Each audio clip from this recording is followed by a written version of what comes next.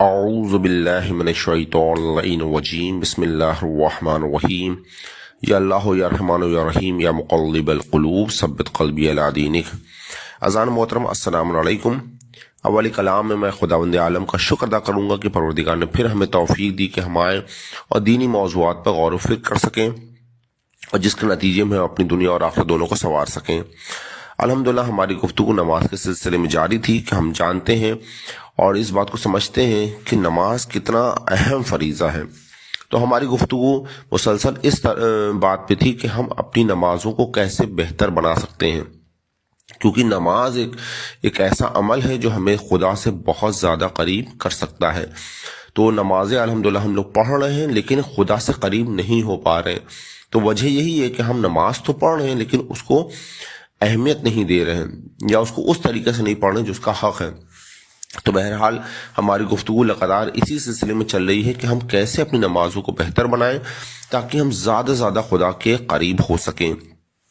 تو آج سے جو دروس ہم لوگ ایک دو کریں گے اس میں انشاءاللہ اس بات کو ڈسکس کریں گے کہ کیا مصروفیت یا بیماری کی وجہ سے نمازوں کو ترک کیا جا سکتا ہے، کیونکہ اکثر ذہنوں میں یہ رہتا ہے کہ اگر کوئی شخص بیمار ہے یا سفر کر رہا ہے تو پھر اس کے اوپر سے نمازیں ساقط ہو جاتی ہیں۔ تو ہم اس کو ڈسکس کریں گے کہ ایسا ہوتا ہے یا نماز جو ہے وہ مومن کی کیسے حفاظت کرتی ہے، مشکل حالات میں نماز کی مزید پابندی کیسے کریں اور ترک نماز کے کیا کیا عذاب ہیں۔ نماز مومن کی معراج ہے مگر کیسے، ہم کیسے اس بات کو سمجھیں کہ نماز مومن کی معراج ہے، اور دہشت گردی کے زمانے میں نماز کی کیا اہمیت ہے۔ جب آج ہم دیکھ رہے ہیں کہ شیعوں کا اور مسلمانوں کا اتنا زیادہ مالی اور جان کا نقصان ہو رہا ہے، ان کے ساتھ اتنی اذیتیں ہو رہی ہیں، تو اس میں نماز سے کیسے ہم مدد حاصل کر سکتے ہیں۔ نماز کے فقہی و اخلاقی احکامات جاننے کی کتنی زیادہ ضرورت ہے۔ تو انشاءاللہ کہ اگلے 2-3 دروس جو ہے وہ انہی مسائل کو ہم لوگ ڈسکس کریں گے اور اپنی نمازوں کو بہتر بنانے کی کوشش کریں گے۔ نماز جو ہے خدا سے بات کرنے کا ایک ذریعہ ہے۔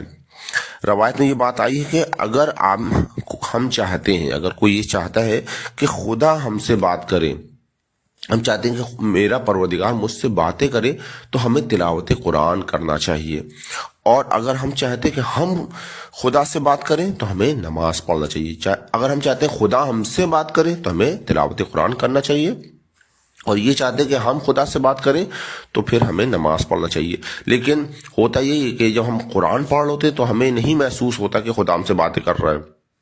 کیوں؟ کیونکہ ہم قرآن کو سمجھ کے نہیں پڑھ رہے ہوتے ہیں، اور جب ہم نماز پڑھ رہے ہوتے ہیں تب بھی ہمیں خیال نہیں ہوتا کہ ہم خدا سے باتیں کر رہے ہیں۔ کیوں؟ کیونکہ ہم نماز کو صحیح طریقے سے نہیں ادا کر رہے ہوتے یا صحیح مفہوم سے نہیں پڑھ رہے ہوتے۔ لیکن اگر اس کی حقیقت سے واضح ہو جائے تو ہمیں واقعاً لطف آنا شروع ہو جائے گا انشاءاللہ۔ نماز خدا سے متصل کرنے کا ایک ذریعہ ہے، یعنی نماز ہمیں خدا سے جوڑ دیتی ہے، بندے کو خدا سے جوڑنے کا بہترین ذریعہ وہ نماز ہے۔ تو اسی لیے روزانہ 5 مرتبہ ہم کو مصلی پہ آنے کی تاکید کی گئی ہے کہ روزانہ 5 مرتبہ جو ہے تم مصلی پہ آؤ، اور اس کے علاوہ دیگر مستحب نمازیں ہیں، نماز شب کے کتنی زیادہ فوائد، کتنی زیادہ برکتیں ہیں، کتنی زیادہ اہمیت ہے نماز شب کی۔ اسی طرح نماز غفیلہ ہے، اسی طریقے سے نماز نافلہ ہے، بے شمار نمازیں رکھی گئی ہیں تاکہ انسان خدا سے متصل ہو سکے۔ ایک سوال ذہنوں میں اٹھ سکتا ہے کہ یہ بار بار نماز پڑھنے کی کیا ضرورت ہے؟ ابھی ہم نے صبح نماز پڑھی، پھر تھوڑا ہی وقفہ گزرا تھا تو پھر دوپہر آ گئی، دوپہر میں پھر نماز پڑھی، پھر تھوڑا ہی وقفہ گزرا تھا تو مغرب آ گئی، پھر سے نماز پڑھنی ہے، اور پھر یہ سلسلہ چلتا رہتا ہے۔ تو یہ نماز کی تکرار کیوں کی جا رہی، اتنا کیوں نماز ہم کو پڑھنے کے لیے کہا جا رہا ہے؟ اور نعوذ باللہ کچھ لوگ اس کو عبث بھی سمجھتے ہیں، کچھ لوگ مطلب وہ مسلمان، غیر کو تو بات ہی نہیں کر رہے، کچھ مسلمان ایسے سمجھتے ہیں کہ ارے یہ تو بیکار چیز ہے کہ بار بار تکرار، ٹھیک ہے ایک بار پڑھ لی، لیکن یہ کیا کہ فجر میں پڑھو، پھر دوپہر میں پڑھو، پھر شام کو پڑھو، اور پھر یہ سلسلہ چلتا رہتا ہے۔ تو یہ تکراری عمل کیوں ہے نماز میں؟ تو یہ بات ہمیں یاد رکھنا چاہیے کہ نماز جو ہے وہ ترقی کا ایک زینہ ہے۔ اب زینے پہ کیا ہوتا ہے، جب ہم سیڑھی چڑھتے ہیں تو ایک تکراری عمل ہوتا ہے کہ ایک اسٹیپ پہ پیر رکھا، پھر دوسرے اسٹیپ پہ پیر رکھا، پھر تیسرے اسٹیپ پہ پیر رکھا، تو یہ اپنے آپ میں ایک تکراری عمل ہوتا ہے۔ لیکن جیسے جیسے ہم اسٹیپ بڑھاتے جاتے ہیں ہم بلندی کی طرف چلے جاتے ہیں، یعنی ہم دھیرے دھیرے اوپر چلے جاتے ہیں۔ تو نماز بھی بظاہر ایک تکراری عمل ہے، لیکن ایک بیلچے کی طرح ہے کہ جیسے کنواں کھودنے کے وقت ایک بیلچہ مارا جاتا ہے، پھر دوسرا بیلچہ، پھر تیسرا بیلچہ، پھر چوتھا، تو بظاہر ایسے لگ رہا کہ ایک ہی بیلچہ ہے جو بار بار مارا جا رہا ہے، لیکن جیسے جیسے وہ مارا جا رہا ہے وہ پانی سے قریب ہوتا چلا جا رہا ہے۔ اسی طرح نماز جو ہے وہ ترقی کا ایک زینہ ہے کہ جیسے جیسے ہم پڑھتے جائیں گے ہم خدا سے قریب ہوتے چلے جائیں گے۔ تو یہ سیڑھیاں چڑھ رہے ہیں اور یہ سیڑھیاں چڑھتے چڑھتے ہم آسمان کی بلندی تک پہنچ جائیں گے، اور یہاں تک پہنچ جائیں گے کہ ہم خدا سے بے پناہ قریب ہوئیں گے۔ تو بظاہر ایک ہمیں تکراری عمل لگ رہا ہے کہ ایک ہی بار کو اسٹیپ کو ریپیٹ کیا جا رہا ہے، لیکن ایک اپنے آپ میں ایک بلندی تک پہنچنے کا ایک ذریعہ ہے، اور یہی نماز ہے جو پھر ہم دیکھیں کہ آیت اللہ بہجت بنا دیتی ہے، آیت اللہ خامنئی بنا دیتی ہے، آیت اللہ خمینی بنا دیتی ہے، آیت اللہ علی قاضی طباطبائی بنا دیتی ہے۔ یہی نماز جو ہے انسان کو اتنی بلندی، اتنی معراج تک لے جاتی ہے، اور یہی نماز ہے جو سلمان اور ابوذر اور قمبر اور مقداد بناتی ہے۔ تو کسی نے پوچھا آیت اللہ بہجت سے کہ ہم سلمان بننا چاہتے ہیں، مقداد بننا چاہتے ہیں، تو ہم کیا کریں؟ مطلب انہوں نے ایسا کیا کام کیا تھا کہ اتنے بلند درجے پہ پہنچے تھے؟ تو آیت اللہ بہجت کہتے ہیں یہی نماز ہے، یہی قرآن ہے، کوئی الگ چیز نہیں کی انہوں نے، وہی نمازوں کو ویلیو دی ہے اور وہی قرآن کو ویلیو دی ہے، اور قرآنی عمل پہ عمل پیرا ہوئے ہیں، نماز کی پابندی کی ہے، اور اسی سے وہ سلمان اور ابوذر بنے ہیں۔ تو اگر ہم چاہتے ہیں کہ ہم آیت اللہ بہجت بنے، آیت اللہ خامنئی بنے، آیت اللہ امام خمینی بنے، سلمان بنے، ابوذر بنے، ہمارے یاسر بنے، تو ہمیں بھی نماز کی پابندی کرنی ہے، اور یقین جانیے یہ اگر ہم اول وقت نماز کی پابندی کرنا شروع ہو گئے اور وہ تمام شرائط کے ساتھ نماز پڑھنا شروع کر دیا، تو انشاءاللہ کہ ہم بھی اس بلندی تک پہنچ سکتے ہیں۔ تو نماز خدا کی طرف ایک پرواز ہے، نماز بندے کو خدا سے جوڑنے کے بہترین ذریعہ ہے۔ اب لوگ جو ہیں وہ مصروفیت کا بہانہ بناتے ہیں، کہتے ہیں ہم مصروف ہیں، بزی ہیں، اس لیے نماز نہیں پڑھتے ہیں، یا نماز پڑھتے ہیں تو کم اول وقت نماز نہیں پڑھتے ہیں، مطلب ڈیلے کر کر کے نمازیں پڑھتے ہیں کہ نہیں اچھا ابھی پڑھ لیں گے، ابھی تھوڑا ہم بزی ہیں۔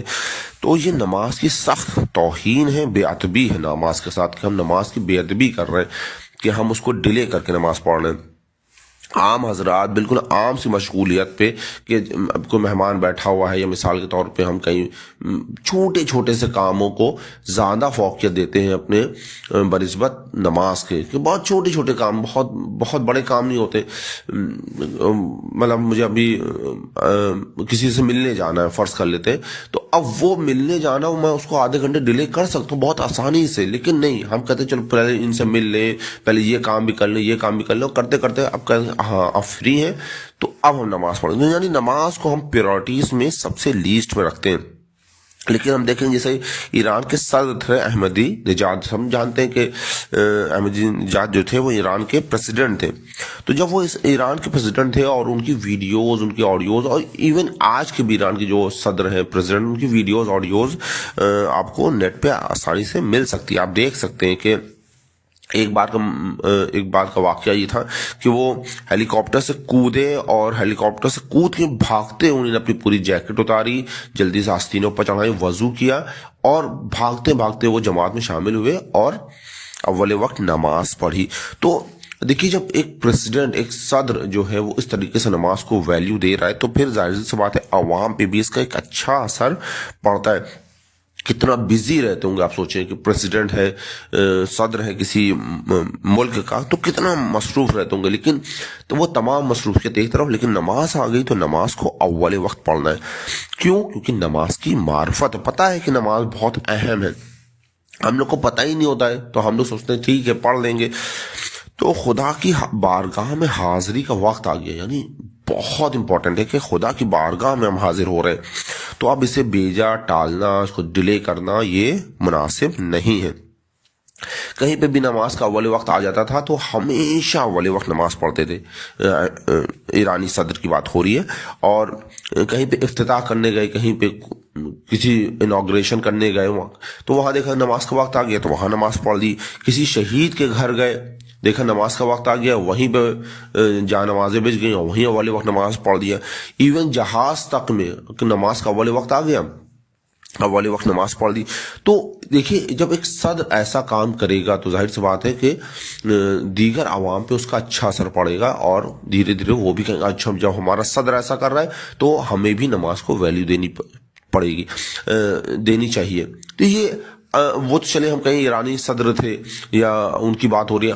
ہر انسان جو اپنے گھر میں ہے وہ ایک بڑا فرد جو ہوتا ہے وہ اپنے گھر کا صدر ہوتا ہے, گھر کا پریزیڈنٹ ہوتا ہے.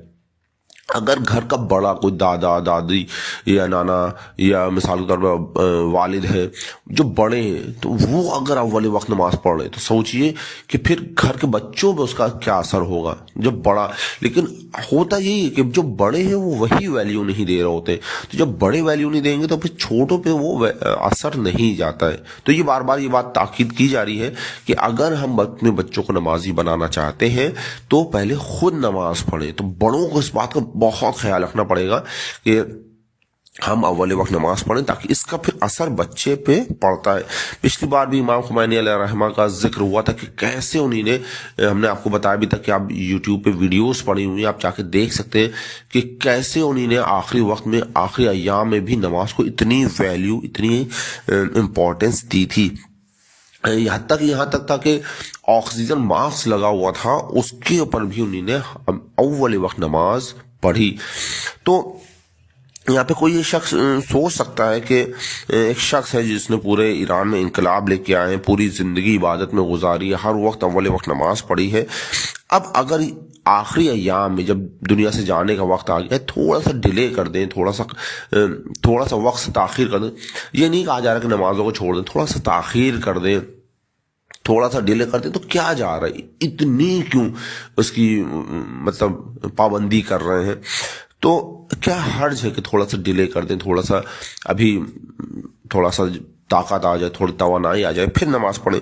لیکن ایک آدمی جس نے ہمیشہ اول وقت نماز پڑھی اس کو اس بات کا احساس ہے کہ نماز کی ویلیو کیا ہے. ہم آپ جو سادہ لوگ ہیں وہ یہی سمجھیں گے کہ اگر تھوڑا سا ڈیلے کر دیں تو کیا فرق پڑتا ہے, لیکن فرق پڑتا ہے. پتہ ہے ان کو کہ ہم اگر نماز کو ڈیلے کریں گے تو ہماری روحانیت کا اس پر ایک اثر ہے. انشاءاللہ آگے بتائیں گے کہ جب ہم نماز پڑھ ہوتے ہیں تو ہمارے ساتھ کیا کیا ہو رہا ہوتا ہے. جب انسان اس طرح متوجہ ہو جائے نا کہ اس کے ساتھ ہو کیا رہا ہے تو پھر وہ کوشش کرے گا ہمیشہ اول وقت نماز پڑھے. تو ہمارے ساتھ کیا ہوتا ہے کہ ہم ہلکی سی بیماری میں, ہلکا سا سر درد ہونے پہ اور چھوٹی چھوٹی بیماریوں پہ ہم نماز کو یا تو پڑھتے ہی نہیں ہیں یا تو پھر ڈیلے کر کے پڑھتے ہیں اور ٹھیک ہے اب آرام سے پڑھیں گے.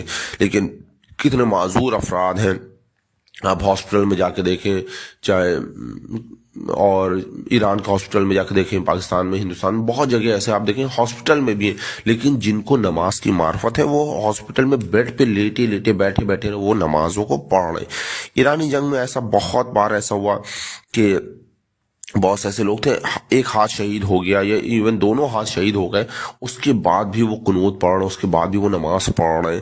بہت سے معصوم افراد تھے جو اسٹریچر پہ تھے اور اٹھ بھی نہیں سکتے تھے, ہر لحاظ سے بالکل اپاہج ہو گئے تھے, لیکن پھر بھی نمازوں کو ویلیو دے رہے ہیں اور نمازوں کو اول وقت پڑھنے کی کوشش کر رہے ہیں. اور ہم تو الحمدللہ خدا نے ہمیں کتنی بڑی نعمت دی کہ ہم صحت مند ہیں, ہر طریقے سے فٹ ہے, اس کے بعد بھی ہم نمازوں کو تاخیر کر رہے ہیں. ایسے افراد جن کی ٹانگیں تک نہیں ہیں, دونوں ٹانگیں جنگ کے حالات میں دونوں ٹانگیں ان کی شہید ہو گئیں, لیکن نماز کا وقت آتا تھا تو بے پناہ اتنا عشق نماز سے کہ نماز کی طرف دوڑتے ہوئے جاتے تھے. بیمار ہیں, ڈرپ لگی ہوئی ہے, پر نماز کو قضا تو چھوڑیے ڈیلے نہیں کر رہا, اول وقت نماز کو تاخیر بھی نہیں کر رہے. اسی طرح بہت سی خواتین کے بارے میں بھی تھا کہ اتنا زیادہ وہ مطلب زخمی ہے, اتنا زیادہ وہ مطلب بیمار ہے, سب کچھ ہے, لیکن کیا ہے نماز کو دیر نہیں کر رہے. اسی طرح ایک بندہ تھا مدرسۃ القائم کا, تو اس کے ایکسیڈنٹ ہو گیا. ایکسیڈنٹ ہونے کے بعد اس کے پیر میں شدید چوٹ آئی، لیکن وہ کیا تھا کہ اول وقت نماز کے شیدائی تھے، کیسے بھی کر کے ہمیں اول وقت نماز پڑھنی ہے۔ تو پھر جب ان کو ہاسپٹل لے جانے لگے تو دیکھا کہ نماز کا وقت آ گیا تھا، وہ باوضو تھے، ہر وقت وہ باوضو رہتے تھے۔ تو انہوں نے کہا کہ قبل اس کے کہ میرا آپریشن ہو، مجھے بے ہوش کیا جائے، میں چاہتا ہوں میں اول وقت نماز پڑھ لوں با جماعت۔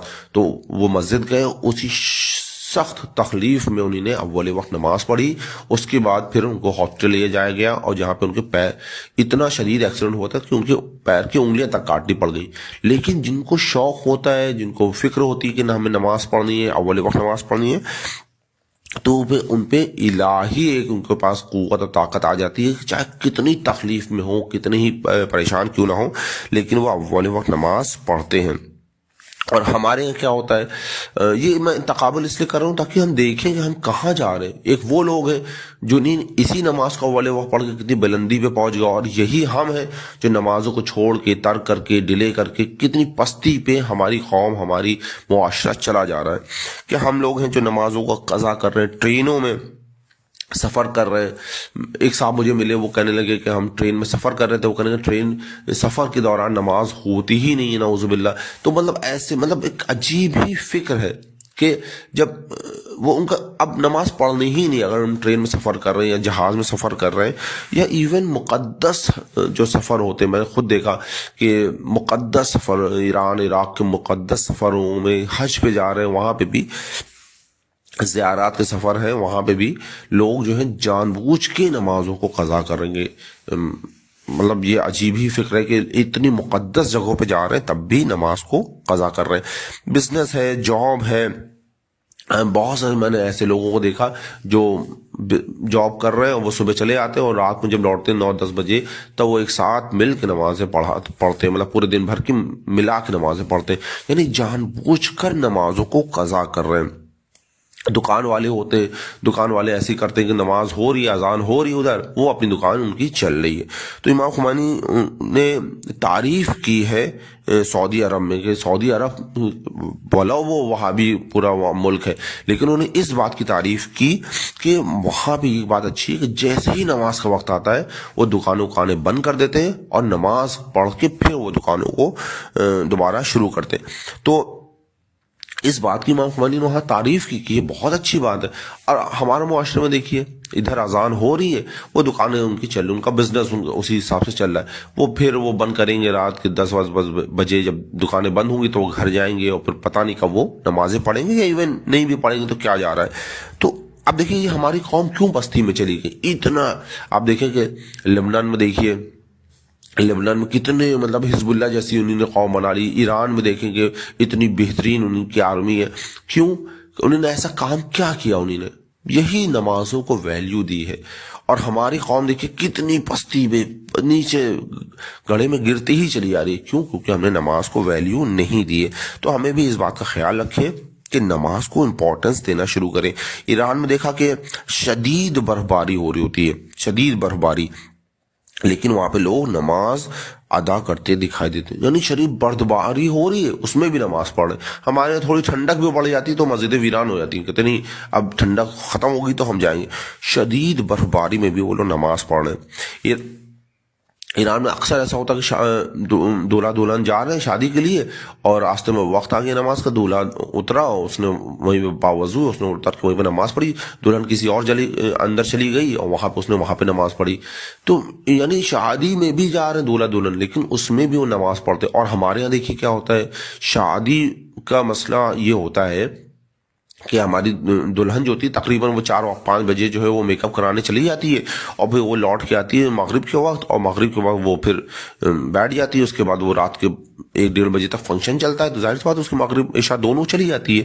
تو ہمارے یہاں شادیوں میں تو وہ شادیاں ہیں کہ جہاں پہ جان بوجھ کر نمازوں کو قضا کیا جاتا ہے، جان بوجھ کر، چاہے وہ دلہن ہو، چاہے وہ دولہا ہو، چاہے اور رشتہ دار تک ہوں، کہ آج تو میں اتنا مصروف ہے کہ نماز کا تو فکر ہی نہیں ہے، ہوش ہی نہیں کیا کہ میری نماز چلی گئی ہے۔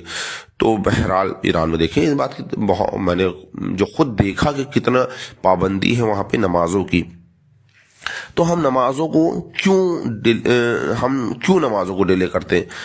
کام ہے، بزنس ہے، اور بزنس کی وجہ سے ہم تھوڑا سا منافع ہو جائے, تھوڑا سا پروفٹ ہو جائے, کیونکہ متوجہ نہیں ہے, پتہ نہیں, معرفت نہیں ہے. یہی نماز جو ہے وہ ہماری زندگیوں میں آسانیاں پیدا کرتی ہے. یہی نماز ہماری زندگیوں میں سکون, اطمینان اتارتی ہے, ہر چیز سے حفاظت کرتی ہے. ایک بزرگ تھے, وہ رات میں مشغول عبادت تھے, اور اس قدر وہ نمازوں میں ڈوبے ہوئے تھے, عبادتوں میں ڈوبے ہوئے تھے کہ ان کو دنیا کی کوئی فکر ہی نہیں تھی. وہ بالکل دنیا سے لا تعلق ہو گئے تھے. تو اس قدر مناجات میں وہ ڈوبے ہو. تو واقعاً اب دیکھیے, جو لوگ مناجاتیں پڑھتے ہیں, امیر المومنین علیہ السلام مناجاتیں پڑھے, مزہ آ جائے گا, کیا مناجات ہے.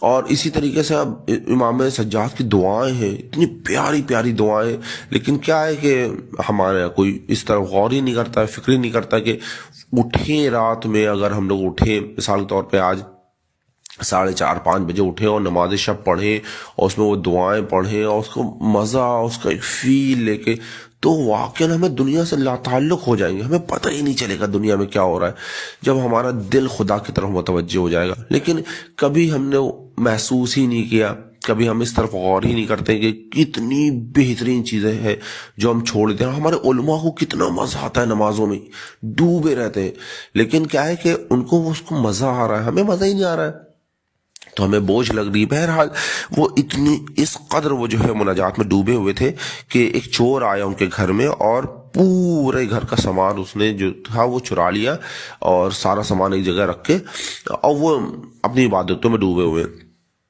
تو وہ ایک دروازے سے گیا, نکلنا چاہا تو وہ دروازہ دیکھا کیا بند ہو گیا, غیبی طور سے وہ دروازہ بند ہو گیا. تو وہ دوڑ کے دوسری دروازے کی طرف گیا کہ یہاں سے نکل جائے, وہ دروازہ بھی بند ہو گیا. تیسرے دروازے کی طرف گیا, وہ بھی بند ہو گیا. پھر کوئی اور راہداری دکھی, کوئی کھڑکی دکھی, وہاں گیا, وہ بھی بند ہو گیا. تو جب سارے دروازے, ساری کھڑکیاں بند ہو گئی تو تھک ہار کے ایک جگہ بیٹھ گیا, اور اس کو یہ بات سمجھ میں آئی کہ یہ سارے دروازے غیبی طور سے بند ہوئے. تو وہ توبہ کی طرف متوجہ ہوا, اور اس نے اپنے دل میں شرمندہ ہوا کہ میں غلط کام کر رہا تھا, اور توبہ کی اس نے. تو وہ خود بتا رہے کہ میں نے ہاتف غائبی کی آواز آئی, یعنی ایک آسمان سے ایک ندا آئی کہ اے شخص, اگر دوست اپنے محبوب پروردگار کی یاد میں مشغول ہے تو کیا اس کا محبوب تو ہوشیار ہے, پروردگار عالم, کہ مطلب یہ شخص تو چلو میری یاد میں مناجات میں مشغول ہے, لیکن میں تو ہوش میں ہوں, اس کا خدا, اس کا پروردگار تو ہوش میں ہے. یہ اگر ذکر الہی میں مست ہے تو اس کا خدا تو جاگ رہا ہے. تو بہرحال ہم نے دیکھا کہ یہ نماز جو ہے ہماری حفاظت کرتی ہے, لیکن تب جب ہم اس کو نماز کی حفاظت کریں, ہم نماز کی حفاظت کریں گے تو نماز ہماری حفاظت کرے گی. ہم ہی نماز کی حفاظت نہیں کریں گے تو پھر نماز بھی ہماری حفاظت نہیں کرے گی. تو نماز ہماری زندگیوں میں آسانیاں مہیا کرتی ہے.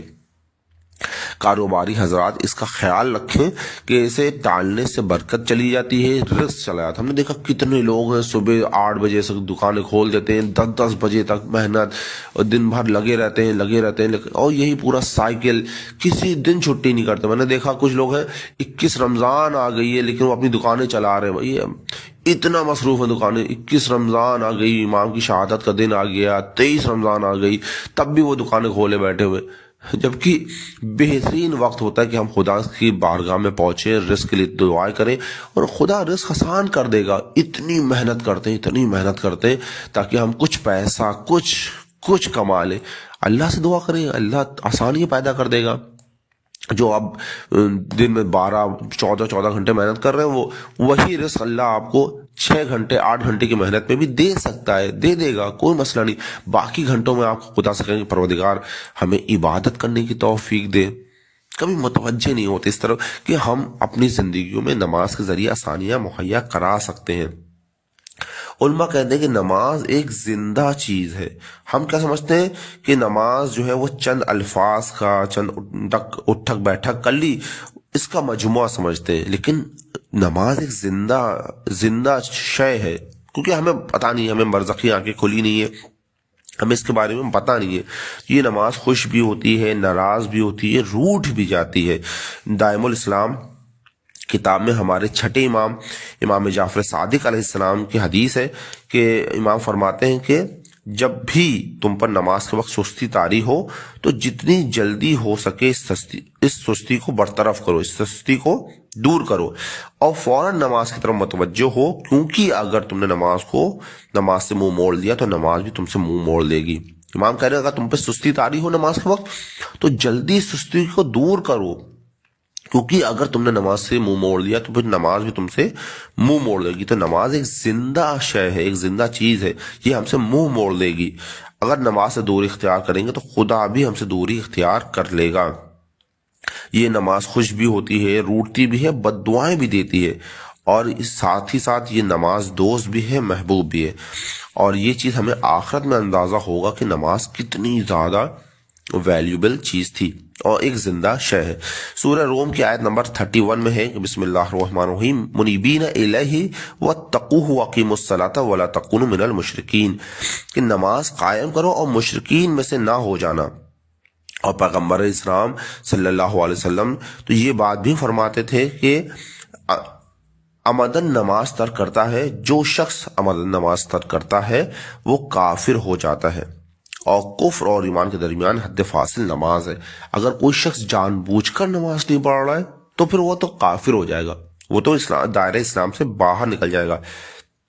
اگر ہم نے نماز کا اکرام کر لیا تو یہی نماز دنیا اور آخرت میں ہمارا خیال رکھے گی، یہی نماز ہمیں دنیا میں بھی بچائے گی جیسا ابھی ہم نے واقعہ سنا تھا، اور آخرت میں بھی ہماری حفاظت کرے گی۔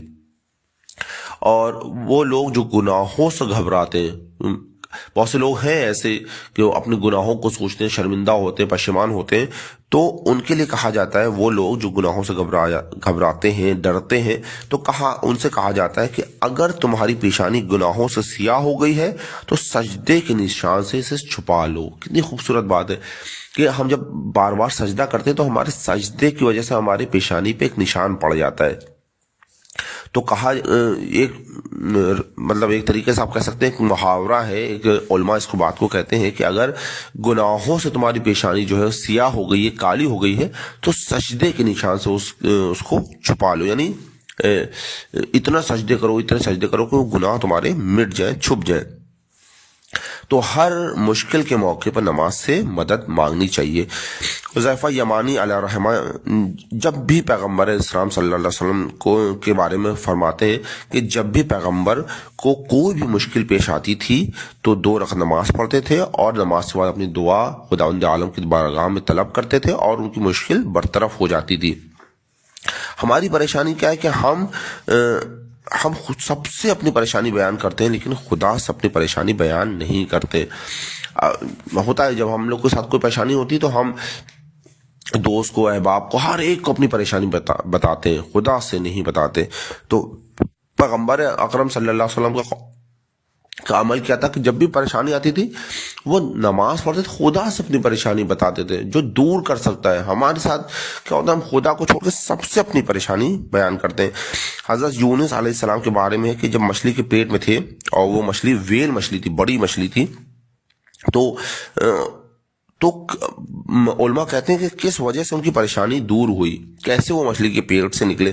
تو سورہ صافات کی 143 اور 144 آیت ہے کہ فلولا انہ کان من المسبحین للبث فی بطنہ الی یوم یبعثون، اگر یونس تسبیح کرنے والے نہ ہوتے تو قیامت تک مچھلی کے پیٹ میں رہتے۔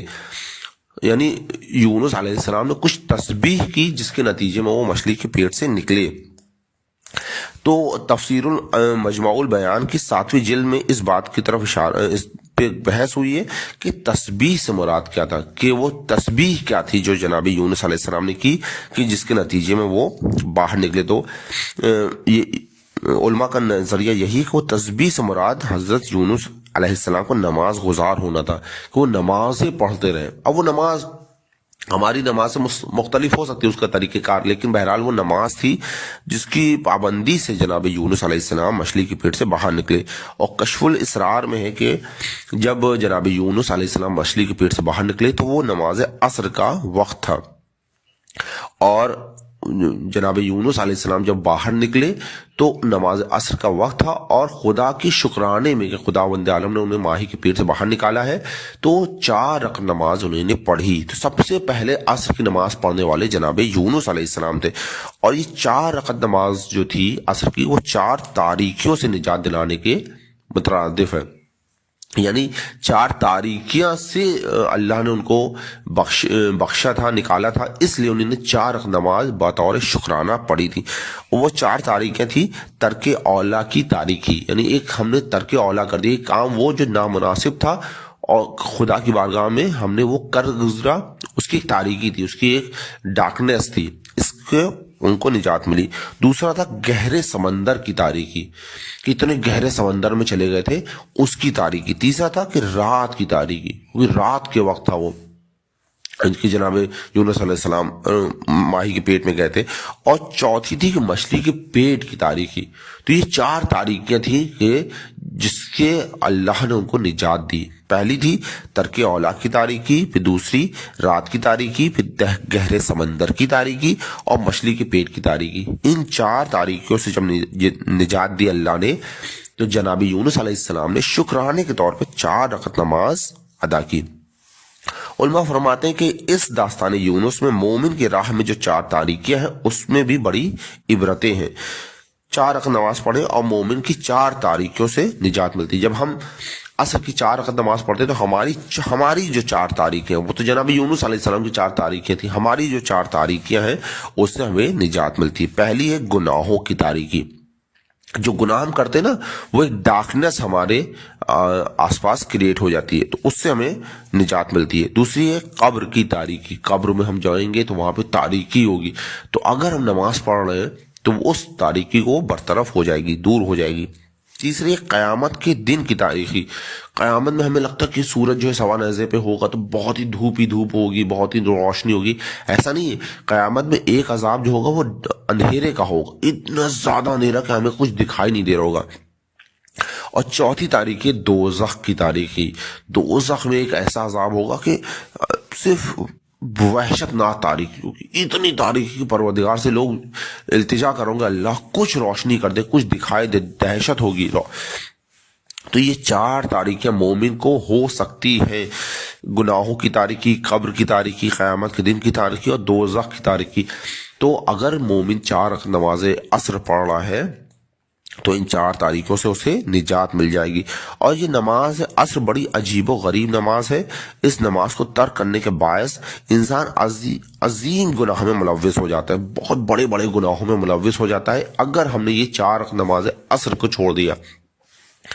ایک عورت پیغمبر اکرم صلی اللہ علیہ وسلم کی خدمت میں آتی ہے اور کہتی کہ حضرت مجھے آپ سے کچھ بات کرنی ہے اور آپ اپنے اصحاب سے کہیں کہ وہ یہاں سے چلے جائیں۔ حضرت اپنے اصحاب سے کہتے ہیں کہ آپ تھوڑی دیر باہر چلے جائیں۔ وہ پیغمبر سے اپنی بات کہتی کہ یا رسول اللہ میں نے بہت عظیم گناہ کر لیا ہے۔ تو پہلے تو پیغمبر اکرم سے کہتے ہیں کہ اللہ کی رحمت تمہارے گناہوں سے بڑی ہے۔ تو وہ عورت بتاتی ہے کہ میں ایک شادی شدہ عورت تھی اور میں نے ایک فعل حرام کیا، فعل حرام کرنے کے نتیجے میں میرا ایک بچہ ہوا، میں نے اس بچے کو معاشرے کے ڈر سے اور اپنی عزت بچانے کے لیے میں نے اس بچے کو جلا دیا، اور بچوں کو جلانے کے بعد اس کی راکھ کو میں نے سرکے میں ملا دیا، اور سرکہ جو ہے میں نے مسلمانوں کو فروخت کر دیا، بیچ دیا۔ جب رسول اللہ نے یہ بات سنی تو بہت پشیمان، بہت زیادہ متفکر ہوئے، بہت زیادہ سوچ میں پڑ گئے، اور پہلے تو اس کا عذاب بیان کیا، اس کا سزا بیان کی کہ تمہاری سزا کیا ہے، اور اس کے بعد کہنے لگے کیا تمہیں میں بتاؤں کہ تم نے یہ گناہ کیوں کیا، اتنا عظیم گناہ تم نے کیوں کیا؟ تو کہتی ہیں یا رسول اللہ بتائیے، کہنے گے مجھے لگ رہا ہے کہ شاید تم نماز عصر کو نہیں پڑھتی تھی، نماز عصر قضا کرنے کی وجہ سے انسان اتنا بڑا گناہ کر سکتا ہے۔ تو ایک نماز عصر کی بات ہو رہی ہے، اگر ہم پورے دن بھر کی نمازیں کوئی ترک کر رہا ہے، پورے فجر اور مغرب عشاء اور ظہر عصر ساری نمازیں قضا کر رہا ہے، تو سوچ کتنے گناہوں میں ملوث ہو جاتا ہے۔ تو دیکھیں جو آفس والے ہیں، بزنس والے ہیں، بہت سی عورتیں بھی ایسی ہیں جو نمازوں کو قضا کر کے پڑھتی ہیں، اور یہ بہت بڑا معاشرے کا مسئلہ بن گیا ہے کہ اکثر لوگ جو ایسے ہوتے ہیں کہ وہ نمازوں کو قضا کر کے پڑھتے، کہ پورے نمازوں کو ایک ساتھ ملا کے پڑھیں گے، قضا کر کے پڑھیں گے۔ تو سوچیں جو ایک عصر جس نے قضا کی تو اس کا اتنا بڑا گناہ وہ کر بیٹھی عورت، اگر خدا نخواستہ اگر کوئی پورے دن بھر کی نمازیں قضا کرے تو کتنے بڑے بڑے گناہوں میں ملوث ہو سکتا ہے۔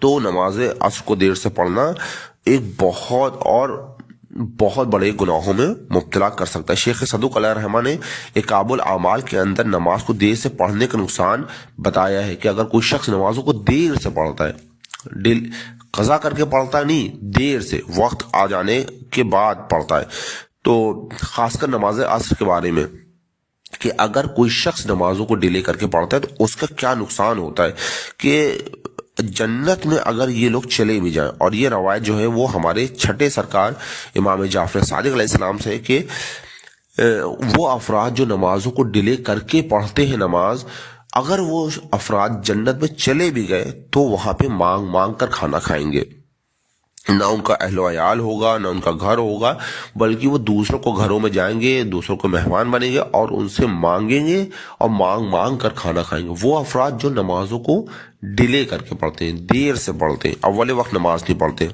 جنت میں جیسا کہ ہم سبھی جانتے ہیں جنت میں جتنے بھی جنتی ہوں گے سب اپنے اہل و عیال کے ساتھ کر دیے جائیں گے، ساری اپنی فیملیز کے ساتھ لوگ کر دیے جائیں گے۔ لیکن وہ افراد جو نمازوں کا اول وقت نہیں پڑھتے ہیں، دیری سے پڑھتے ہیں، تو ان کو دوسروں کو گھر میں مہمان بنایا جائے گا۔ سورہ مومنون کی آیت نمبر 9 میں ہے وَالَّذِينَ هُمْ عَلَىٰ صَلَاتِهِمْ يُحَافِظُونَ، اور وہ لوگ جو اپنی نمازوں کی حفاظت کرتے ہیں، حفاظت یعنی اول وقت پڑھتے ہیں، تو ان کی بات الگ ہے، وہ جنت میں بڑی باعزت طریقے سے رہیں گے جنہوں نے اپنی نمازوں کی حفاظت کی ہے کہ اول وقت نماز آ گیا تو اول وقت ہی پڑھیں گے۔ سورہ معارج کی آیت نمبر 35 میں ہے اولئک فی جنات مکرمون، اور ان کو جنت میں بہت ہی عزت والی زندگی دی جائے گی، جنت میں عزت والی زندگی۔ تو جنت میں عزت سمجھ میں نہیں آیا، جنت میں جو چلا گیا اس کو عزت مل رہی ہے، تو یہ کیوں کہا گیا اولئک فی جنات مکرمون کہ جنت میں جائیں گے تو ان کو بہت ہی عزت اکرام سے رکھا جائے گا جنہوں نے اپنی نمازوں کی حفاظت کی ہے۔ تو اس کا مطلب یہ ہوا کہ جنہوں نے اپنی نمازوں کی حفاظت نہیں کی ہے وہ جنت میں بھی جائیں گے تو وہاں پہ ان کو عزت نہیں ملے گی، کیونکہ وہ مانگ مانگ کا کھانا کیا ہوا، ایک اس میں عزت چلی جاتی ہے۔ تو اس بات کو سمجھیں کہ اگر ہم نمازوں کو صرف ڈیلے کر کے پڑھ رہے ہیں تو اتنا بڑا نقصان ہمیں ہو جائے گا کہ جنت میں چلے بھی گئے تب بھی ہم مانگ مانگ کے کھا رہے ہیں۔ تو جس قدر ہو سکے ہمیں اول وقت نماز پڑھنا چاہیے۔ جو نماز نہیں پڑھتے ان کے لیے اتنے دردناک عذاب ہیں کہ کیا بیان کیا جائے کہ پیغمبر اکرم صلی اللہ علیہ وسلم سفر معراج پر گئے تو انہوں نے گناہگاروں کی حالت کو دیکھا۔ بہار الانوار کی جلد 100 میں ہے کہ پیغمبر بتاتے ہیں کہ سروں کو پتھروں سے ٹکرایا جائے گا، وہ افراد جو نماز کو نہیں پڑھتے ہیں ان کے سروں کو پتھروں سے ٹکرایا جائے گا۔ اور انہوں نے رسول اللہ نے جبریل سے پوچھا کہ کس بات کی سزا ہے، تو جناب جبریل کہتے ہیں کہ یہ وہ لوگ ہیں جو اپنی نمازوں کو اپنے سروں پر بوجھ سمجھتے تھے، یعنی اپنے الفاظ میں کہیں جو سر صبح کے وقت تکیے سے نہیں اٹھتے تھے، اس بات کی زیادہ سزاوار ہے کہ اب انہیں پتھروں سے ٹکرایا جائے، پتھروں سے مار مار کر ان کو زخمی کیا جائے۔ تفسیر منہاج الصادقین میں ہے کہ جہنم کی ایک وادی ہے جس میں بہت زیادہ آگ، بہت سخت عذاب اس میں دیا جائے گا، اس کو غی کہا جاتا ہے، غی۔ اس میں بے نمازی افراد، فرعون، حامان سب ایک ساتھ وہاں پہ رکھے جائیں گے، اور پیغمبر اکرم صلی اللہ علیہ وسلم نے فرمایا کہ اس غی میں بے نمازی کو ڈالا جائے گا جو نماز کو نہیں پڑھتے تھے۔ تو یہ کتنا خطرناک معاملہ ہے جس کو ہمیں سمجھنے کی ضرورت ہے، اور یہ اتنی اہم چیز ہے کہ نماز کے جس وقت امام زمانہ علیہ السلام ظہور فرمائیں گے تو وہ وقت بھی وہی ہوگا کہ اذان مکمل ہو چکی ہوگی، اقامت دی جا رہی ہوگی، اور امام جماعت کرانے جا رہے ہوں گے کہ حضرت عیسیٰ علیہ السلام آسمان سے نازل ہوں گے، یعنی حضرت عیسیٰ علیہ السلام اس وقت نازل ہوں گے کہ جب نماز کے لیے امام زمانہ علیہ السلام آمادہ ہوں گے، اذان ہو چکی ہوگی، اقامت ہو رہی ہوگی۔ تو امام کہیں گے حضرت عیسیٰ علیہ السلام سے کہ اے نبی خدا آپ آگے بڑھیں اور نماز پڑھائیں ہمیں۔ تو حضرت عیسیٰ کہیں گے کہ نہیں، آپ مجھ سے زیادہ سزاوار ہیں، زیادہ حقدار ہیں کہ آپ نماز کو پڑھائیں۔ تو ہم دیکھیں یہ جو آپ بارہا مجلسوں میں سنتے ہیں یہ واقعہ جناب عیسیٰ اور جناب حضرت امام زمان علیہ السلام والا، تو اس میں بھی نماز سے متعلق یہ واقعہ کہ نماز کا وقت ہوگا جہاں پہ امام زمان علیہ السلام اور جناب عیسیٰ علیہ السلام نماز کے وقت ہی وہ پورا واقعہ ہے تو نماز کی کتنی زیادہ ویلیو ہے، کتنی زیادہ عظمت ہے۔ حدیث ایک جو ہم بہت زیادہ سنتے ہیں کہ الصلاۃ معراج مومن، کہ نماز میں مومن کی معراج ہے۔ تو ہم سبھی جانتے ہیں کہ پیغمبر کی بھی ایک معراج تھی، سب واقف اس سے۔ علماء فرماتے ہیں کہ پیغمبر کی معراج کی بڑی خصوصیات ہے، اور اس خصوصیات میں ان کے ساتھ کوئی شریک بھی نہیں ہے۔ لیکن پیغمبر کی معراج کے ساتھ ساتھ دیگر انبیاء کی بھی معراج ہے، ان کی نوعیت الگ، ان کی کیفیت الگ ہے۔ کہ حضرت آدم علیہ السلام جب عدم سے وجود میں آئے اور جنت میں ان کو ان کی زوجہ کے ساتھ رکھا گیا، اور تو وہ ان کی ایک معراج تھی، وہ ان کی بلندی تھی۔ اسی طرح حضرت ادریس علیہ السلام جب فرشتوں کے پروں پر سوار ہو کر جنت کی سیر کر رہے تھے تو وہ ان کی معراج تھی۔ اسی طریقے سے حضرت نوح علیہ السلام کشتی میں سوار ہوئے اور پوری دنیا کا سفر کیا، تو یہ جب کشتی میں سوار ہوئے حضرت نوح علیہ السلام تو یہ ان کی معراج تھی۔ اسی طریقے سے حضرت ابراہیم علیہ السلام جب منجنیق میں ڈال کر آگ میں پھینکا گیا اور آگ ان کے لیے سلامتی بن گئی، تو یہ جناب ابراہیم علیہ السلام کی معراج تھی۔ اسی طریقے سے حضرت اسماعیل علیہ السلام جب ان کے گردن پہ خنجر چلا اور چلنے ہی والا تھا کہ جنت سے مینڈھا آ گیا، اور وہاں سے وہ مینڈھا ذبح ہو گیا اور جناب اسماعیل علیہ السلام بچ گئے، یہ جناب اسماعیل علیہ السلام کی معراج تھی۔ اسی طریقے سے جناب موسیٰ علیہ السلام جب کوہ طور پر گئے اور پروردگار سے شیریں کلام سنا اور اس شیریں کلام کو سن کر مست ہو گئے، تو جناب موسیٰ علیہ السلام کی یہ معراج تھی۔